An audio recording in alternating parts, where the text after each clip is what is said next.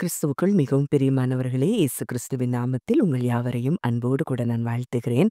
இந்த புதிய மாதத்திலும் கூட கர்த்தர் உங்களுக்கு நிறைவான ஆசீர்வாதங்களை தந்து, உங்க ஒவ்வொருவருடைய வாக்குத்தத்தங்களையும் அவர் நிறைவேற்றி தரும்படியாய் மனதார நான் வாழ்த்தி ஆசீர்வதிக்கிறேன். இந்த நாளிலும் கூட தேவன் நம்மோடு கூட இடைப்படுகின்ற வார்த்தை ஏசாயா 43ஆம் அதிகாரம் 18ஆம் 19ஆம் வசனங்கள். முந்தினவைகளை நினைக்க வேண்டாம், பூர்வமானவைகளை சிந்திக்க வேண்டாம்.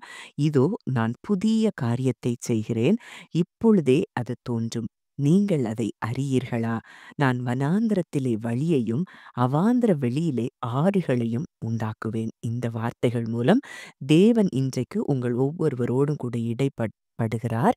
இந்த வார்த்தையின்படி அவர் உங்கள் வாழ்க்கையில் அற்புதங்களை செய்து உங்களை மகிழ்விக்கப் போகிறார் என்பதை நீங்கள் சத்தியமாய் அறிந்து கொள்ள வேண்டும். அப்போ இதே வார்த்தைகள் அங்கே பேஷன் டிரான்ஸ்லேஷன்ல இப்படியே சொல்லப்பட்டிருக்கு.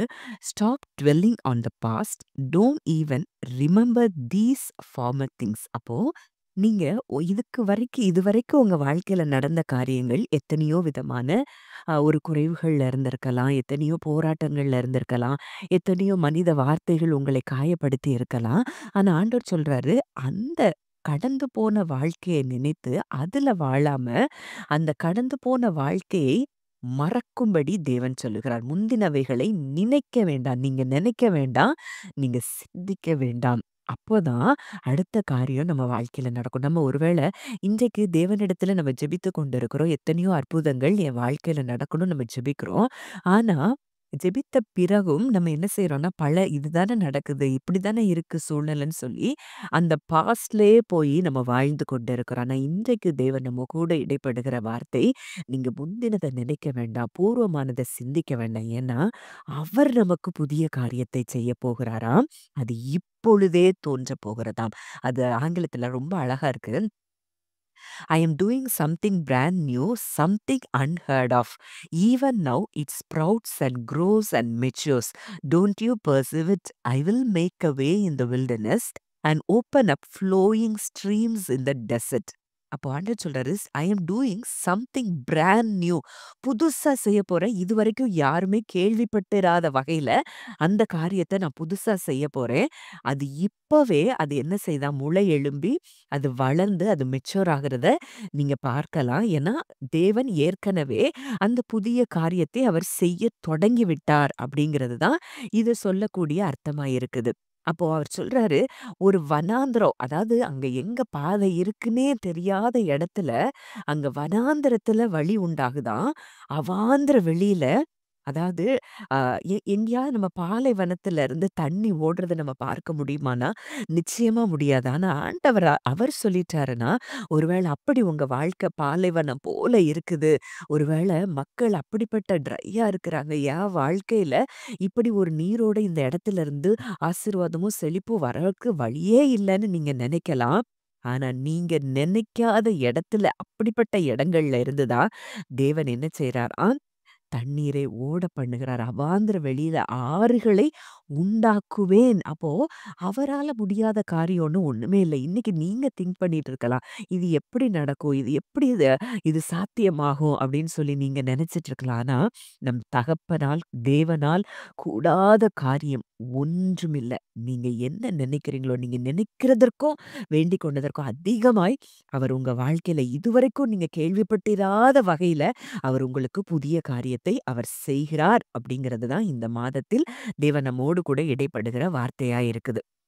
அப்போ இது எதை சொல்லுகிறது பார்த்தோம்னா, அவருடைய பவர், அதாவது எங்கெல்லாம் வழியே இல்லாத இடத்துல வழி உண்டாக்குவதும், ஜீவனே இல்லாத இடத்துல ஜீவனை உண்டாக்குவதும், அ அவாந்தர வெளி ஒரு எந்த இடத்துலயுமே ஆ தண்ணீர், அதாவது கற்பாறையை நீரூற்றுகளாக மாற்றுகிற தேவன். அப்போ அந்த மாதிரி கல்லா இருக்கிற இடத்துலயும், பாலைவனமா இருக்கிற இடத்துலயும் அவர் நீரூற்றை உண்டு பண்ணுகிறார். ஆறுகளை ஓட பண்ணுகிறார்.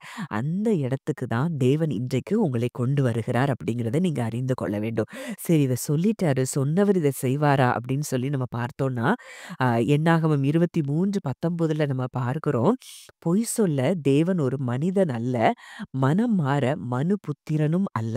அவர் சொல்லியும் செய்யாதிருப்பாரோ, அவர் வசனித்தும் நிறைவேற்றாதிருப்பாரோ. அவர் ஒரு வார்த்தைய சொல்லிட்டாருன்னா, அத அவர் செய்யாம இருக்க முடியாது. ஏன்னா, அவருடைய நேச்சரே அதுதான். அவர் வாக்கு பண்ணினவர் உண்மையுள்ளவர். அப்ப மனம் அவர் மாறமாட்டார். நிச்சயம் உங்களுக்காக இந்த காரியத்தை அவர் செய்கிறார். புதிய காரியத்தை செய்றார். அதனால நீங்க முந்தினவைகள நீங்க நினைக்க வேண்டாம். பூர்வமானவைகள சிந்திக்க வேண்டாம். ஐயோ! என் வாழ்க்கை இப்படி இருக்குதே, இப்படி இருந்ததே அப்படின்னு நினைக்காம, இல்ல கர்த்தர் எனக்கு புதிய காரியத்தை செய்கிறார் அப்படிங்கிற அந்த விசுவாசத்தோட நன்றியுணர்வோட நம்ம உள்ள போவோம். அதான் எபிரேயர் 10:23 கூட நம்ம பார்க்கிறோம். அல்லாமலும் நம்முடைய நம்பிக்கை அறிக்கையிடுகிறதில் அசைவில்லாமல் உறுதியாய் இருக்க கடவோம். வாக்குத்தத்தம் பண்ணினவர் உண்மையுள்ளவராய் இருக்கிறாரே! அப்ப அவர் உண்மையுள்ளவராய் இருக்கிறபடினால, இன்றைக்கு அவர் நமக்கு கொடுத்த வாக்குத்தத்தம், புதிய காரியங்களை அவர் நம்ம வாழ்க்கையில செய்யத் தொடங்கிவிட்டார். அது இப்பொழுதே அது தோன்றுனா, ஏற்கனவே அது முளை விட்டு கிளம்ப ஆரம்பிச்சிருச்சு. அது வளரும். அது முதிர்ச்சி அடைந்து, அது உங்க கைகளில ஒரு மிகப்பெரிய அந்த வாக்குத்தத்தத்தின் நிறைவேறுதலாய் நீங்க கண்களால் அத பார்ப்பீங்க. நீங்க சுதந்தரித்துக் கொள்ளுவீங்கங்கிறதுல நீங்க அசைவில்லாமல் உறுதியா இருந்து, அதை விசுவாசத்தோடு நீங்க அறிக்கை செய்யுங்க. ஏன்னா, அவர் உண்மை உள்ளவராய் இருக்கிறார். கேட்ட வார்த்தையின்படி கர்த்தர் உங்க ஒவ்வொருவருடைய வாழ்க்கையிலும் இந்த புதிய மாதத்துல புதிய காரியங்களை செய்து, உங்களை மகிழ்விக்க போகிற அந்த கிருபைக்காக நான் நன்றி செலுத்துகிறேன். ஜெபிக்கலாம். நல்ல தகப்பனே, நன்றியோடு உம்மை துதிக்கிறோம், ஸ்தோத்தரிக்கிறோம் அப்பா. இந்த நாளிலும் எங்களோடு இடைப்பட்ட உம்முடைய வார்த்தையின்படி, தகப்பனே, கர்த்தாவே, முந்தினவைகளை நினைக்க வேண்டாம், பூர்வமானவைகளை சிந்திக்க வேண்டாம். இதோ நான் புதிய காரியத்தை செய்கிறேன் என்று சொன்னவர் அப்பா. இதை கேட்கிற ஒவ்வொரு பிள்ளைகளுடைய வாழ்க்கையிலும் புதிய காரியங்களை இந்த மாதத்துல இருந்து நீங்க செய்ய போகிறபடியினால் நாங்கள் நன்றி செலுத்துகிறோம் அப்பா.